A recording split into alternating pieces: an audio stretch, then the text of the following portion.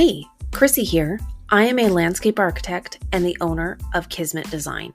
I am a very process-driven designer, and I love sharing what I do and how I do it with anyone who's interested. Reaching your true potential and achieving your own personal goals will not happen by chance. You have to set your intentions, make a plan, and do the work. Thank you for joining me to nerd out on design. Don't forget to subscribe and to share too. Let's create something great together.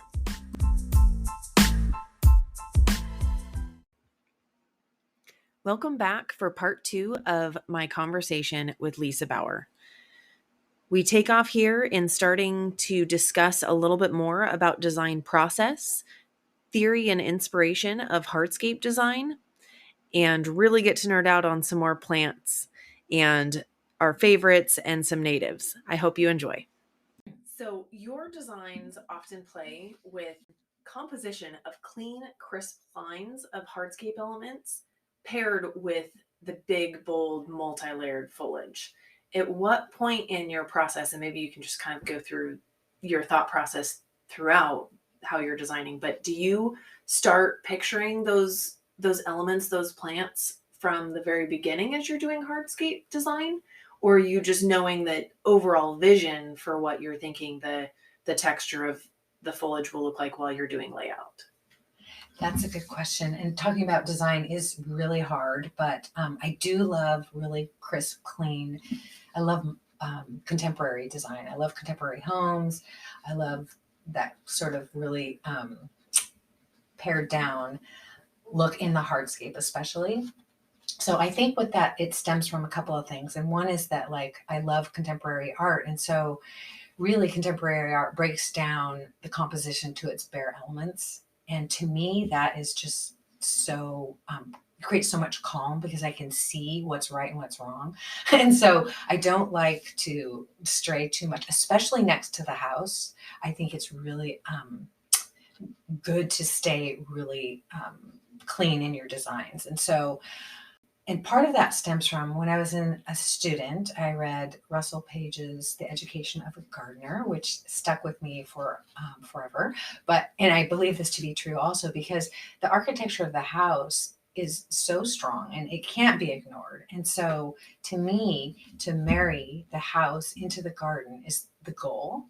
And so you have to use the house to inform those shapes in the garden. And so that's why I feel like, especially near the house where the patios and circulation paths are and everything, all of that needs to be very in sync with the home. And so it's a good segue to keep it really, rectilinear or hard geometry is really what I'm looking at. Because it sort of gently brings you into the garden. And that even applies to like taking architecture from the house, like getting cues from the trim or the way the beams work, and then putting that into an arbor out in the garden. So that's that link back and forth that helps you segue inside to outside. So to me, the hardscape is definitely what I think of first, and that sort of the space use. And so once I've got the base map down, which is agony, which is what my least favorite job is, then I really go into playing with those shapes. And of course, it's always about function. And so, you have your requirements of, where are we sitting, where are we eating, where are we living? And so those minimum requirements have to be met. And so I use those dimensions and that raw data to create the shapes next to the house. And then so the other theory about from Russell Page is that really, so everything close to the house should be sort of more formalized and more on a human scale and more built feeling. And then as you leave those human spaces and go out into the wilderness, your design can be a lot looser and you become more in tune with nature. And I've completely subscribed to that idea. So for me, working in the city, working in Seattle, mostly in Seattle, Seattle area, gardens are fairly small, or, properties are fairly small. And so everything is jammed against the house. And not only is everything against the house, people want to live in their gardens more. And so really these city gardens are more like courtyards. And so then it even has to be more in tune with the home. And so I do feel like all those built elements need to really be working well. And they should have all the details that the house has, or bring out the good details that the house has. So that's how I start.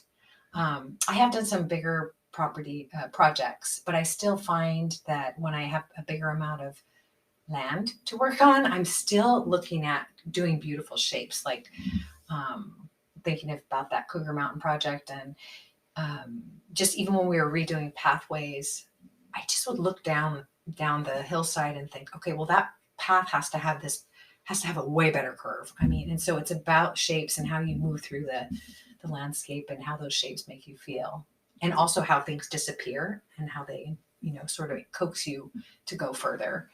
So even in a big property, I'm still like honing the geometry. I have a hard time with small properties because I work so often with bigger properties where I have more opportunity to take a path off to the side and then bring it back into view. And in a small property, like everything's within view and every square inch counts. It's a little overwhelming for me sometimes. It's so hard. I think that the small projects, because people want to do so much in them, and then you've also have to screen against neighbors, and you've got to make it feel lush in like maybe a 4-foot bed. So that it is very challenging. It's. I think the most difficult project I ever did was in Wallingford, and it was with a 3-story condominium that went up in the backyard, and the homeowner worked out of a back window. Her office faced this condominium and her living room was right next to it. And so basically they were staring at her living space, her primary living space. So that was the most difficult project I've ever done. So I would agree with you. So, but then so after the hardscape is kind of figured out, and when I'm doing the hardscape, I'm always thinking too about what is the plant architecture going to be. So I immediately think, when I've got the sort of the hardscape layout sort of figured out, and generally I'll do 2 different concepts for clients, like one with maybe like a sort of a round sort of feel, and then the other one maybe with the rectilinear feel, but I'll try to make them very different or give them different options. And that is actually the Zen time for me. Is I love that part of it. That's like I wish I could stay there forever, but it kind of goes quickly, sadly. But then after that, then I'm really, or sort of at the same time, I'm thinking about where are the trees, because that is basically, it's going to be, those are the walls and the canopy and the ceiling of the garden or of the living space. And so those are always like sort of in the works as I'm doing that hardscape structure. And so then after that, the whole like big, foliage thing, that I know, I'm so confident that I just know, okay, well, I'll figure it out. But that comes afterwards. So it's usually that truly big is the to icing small. on the cake. It is. And that's really, like where I get into, okay, what's next to what? And for me, that part can also be difficult because, especially if it's a city garden, it's all a matter of, there's not enough space to, because I always want to have a lot of biodiversity. And so I want as many different types of plants, but I also know that I have to have enough repetition in order to make it feel calm. And so I've got to have that structure of all those evergreen plants in there that are the bones of the garden. I need enough repetition in that.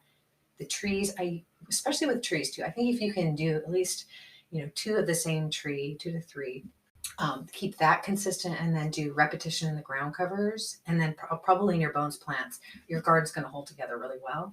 And then everything in between is just the fun part. So I usually can tackle, the foliage part isn't that difficult, but the push pull between the repetition and the specimen plants, that's hard because there's only so much room, right? So yeah, that is, there's never enough room. Yeah, that's definitely the hardest part on a smaller project, is trying to create the space to do enough without having it feel like chaos and look like someone that just really loves plants went to the garden center and got one of everything. Oh yeah, that is just a big mess. And I do have some, I have some clients that are plant lovers, and so that's really hard too, to tell them, you've got to maintain some consistency throughout this room or this view corridor, because if not, it is going to look like a mess.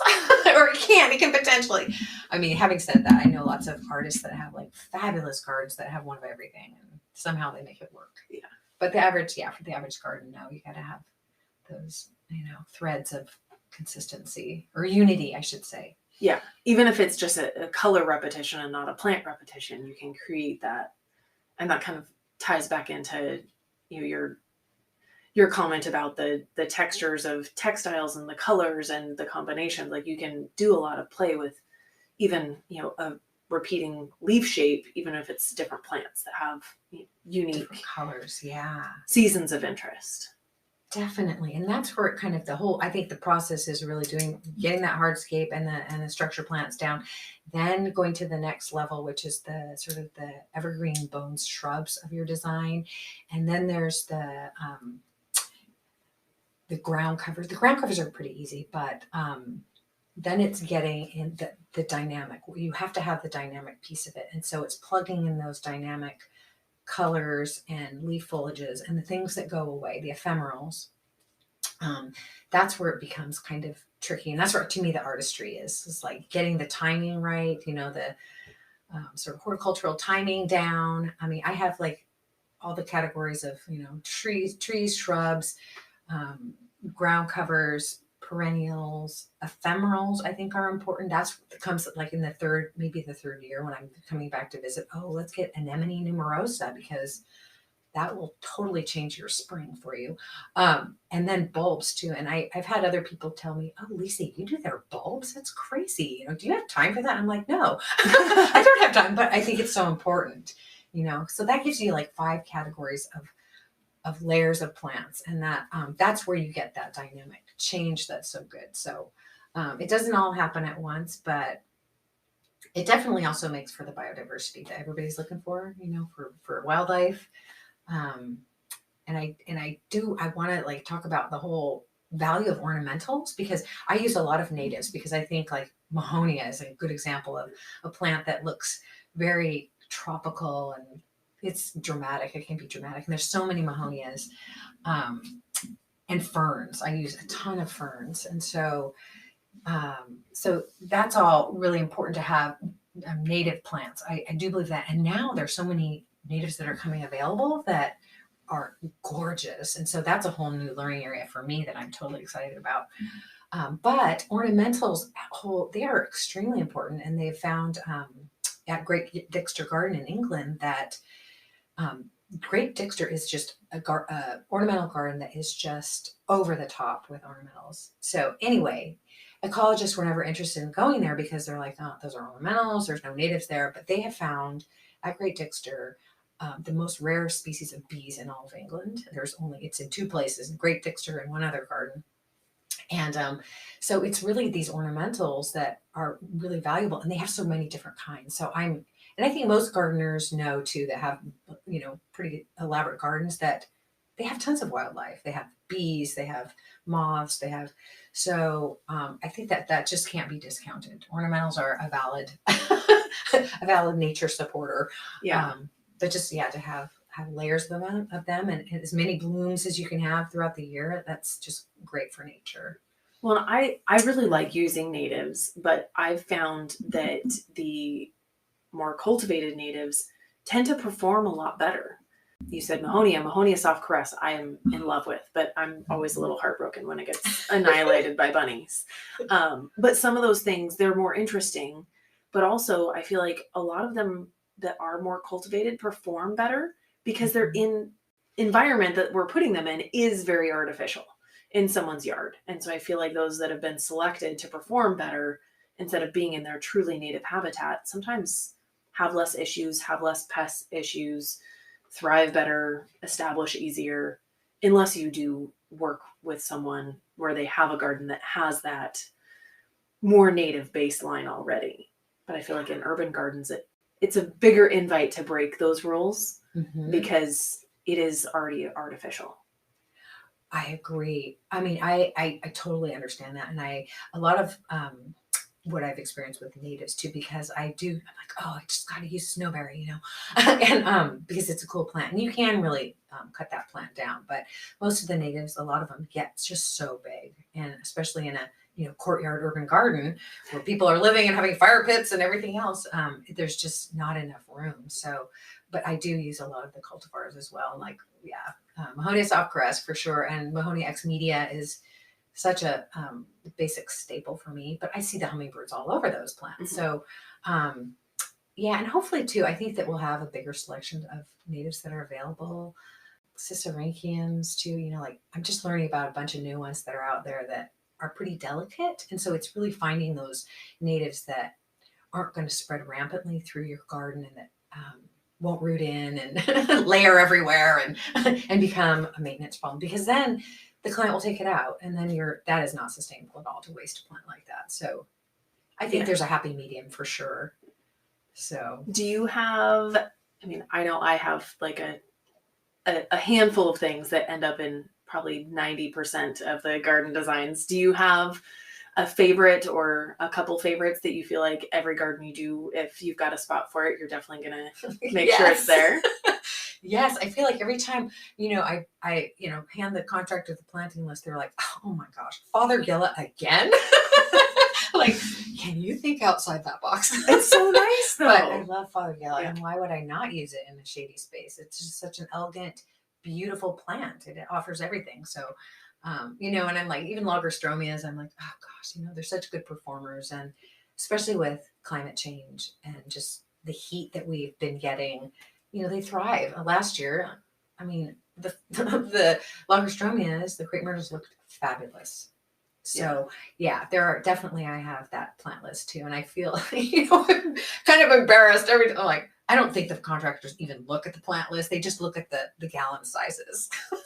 Right. But I do use my good performers again and again. Calictrum is it's one of the perennials that I'm in love with. And so I use that a lot. Why wouldn't I? It's tiny at the bottom and it gets to be 5 feet tall over time. And it's just this fluffy, wonderful surprise, for summer. And so, it's nice to have some of those tried and true things that are going to be reliable. And there's some like Fothergilla, or like for me, I really like Daphne Eternal Fragrance. Oh, yes. It is one of my favorites because it astounds me every time how long of a bloom period it has and how great it smells. So I would say 95% of my gardens have that somewhere near the front door, somewhere near their patio, because it's, I have it in my own garden, and every time I walk past it, I'm in love with it. So absolutely, I want to give that same joy to all of my clients. Yeah. Why would you not? That's how I feel too. Hydrangea aspera is one that I can't get all the time, but I'm again like with that plant. It's like it's tall. You can keep it narrow. It has peely bark. When you look up at it, the like pale blue. It's kind of a pale purple blue flower against a blue sky in the summer is just mind blowing. Like, why wouldn't I? Yeah. Except that I can't get it. Yeah. My neighbor has some in their front yard, and every time it's in bloom and I walk past, I'm like, oh, it's just stunning. I love it. And the foliage is equally. That's why actually when I first met that plant, I was like, oh my God, it was full. It wasn't even in bloom, and I was like, oh my God, I have to have that. So, it's like Sambucus black lace. Like when you see that in bloom, staple. That contrast. But again, that's something that you've got to have the space for. Yes. Although I've been brutal with my Sambucus, and you can really cut it back when you need to. And I always keep mine very vase shaped, so I'm always pruning from the bottom. Sambucus lemon lace is another staple for me. And again, it's like people are like, oh, it's hardy tropical. I'm like, well, it's just a Sambucus. Yeah. So, but it's the foliage. It's just, it's that unbelievable texture. I actually picked one of those up when I was plant shopping. I was like, oh my gosh, that is stunning. And I was like, I need that. And it's just sitting on the side of my house with all of my other random plants. Yes. And I was like, it's just beautiful. It is. Color. And that plant can go in the partial shade to shade. And so like, what a fabulous thing to have a screaming yellow, lacy, gorgeous plant in the shade that you can take it down every year. You can really prune it hard. So, yeah. So lastly, before I let you go, because I know we've got to wrap up, what is your favorite part of being a landscape designer? Well, besides the wonderful people that I work with, because I'm a social person, I need that. Besides my contractors and my my lovely and my designer friends, I would have to say it's when I get a client who wants a beautiful garden, but they don't have any experience with plants, and they see the truck coming, they see the truck unloading. And I actually had a client who had like a mini panic attack. And I shouldn't laugh because it wasn't funny, but she actually was almost like she was like almost gonna cry. She's like, Lisa, I don't think I can take care of all these plants. And her garden before had a bunch of invasives in it, and she had gardeners and constant maintenance because they didn't have the right kind of plants. And so it's clients like that that go from total fear and anxiety to becoming gardeners. And she had, I think this must have been 6 months after, only 6 months after her garden went in. It was during COVID. And so she spent a lot of time out there taking care of it, because I told her, don't let that bindweed see the light of day. Yeah. Like get rid of it. And so she was out there. She really got to know her plants. And I had already trained her on how to care for them. And there wasn't a lot to do except for weeding, but she really did such a great job. And she came back to me later and said, you know what, Lisa, this garden has changed our life, our family life. It has changed my life. I love my garden. I love being in my garden. I love what I see. I love the birds that are here now. So it's that. It's when I have somebody that afraid that changes. I mean, because that's where I know I feel like I have done my job. I now have a nature lover here in the world. That's so wonderful. And that happens once in a while, not with every client, but that's pretty cool when that happens. Yeah, that's like gold. That's Yeah, and I feel like they're friends too. Like, when you get to that level, you're sort of sharing this really wonderful experience, and I'm so excited for them because it's why I do what I do. It's like a reason for, why I keep going, because it's hope. It's really hope for the environment, and it sounds so corny and everything, but I do really believe that. I feel like every single garden that goes in that's successful, and I've changed somebody like that, that's changing that, a little patch of land for the better of the earth. And it's going to go forward for as long as that client is there. Yeah. Right. So wonderful. Well, thank you so much. I've really loved this conversation, and it's wonderful, and we could nerd out all day on plants. But I really appreciate your time, and thank you so much. Christy, thank you for having me. I really appreciate it too. This is really fun. Good. A couple great takeaways from this conversation with Lisa that really inspired me was her inspiration of hardscape design coming from contemporary art. She said that contemporary art breaks down the composition into its bare elements.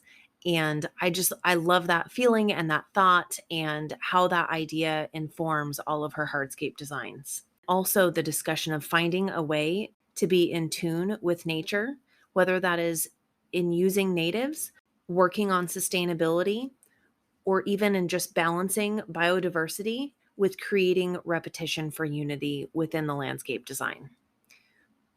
Be sure to check out her work and see all of the brilliant plants and designs that she has at chartreuselandscape.com or on social media at Chartreuse Landscape Design.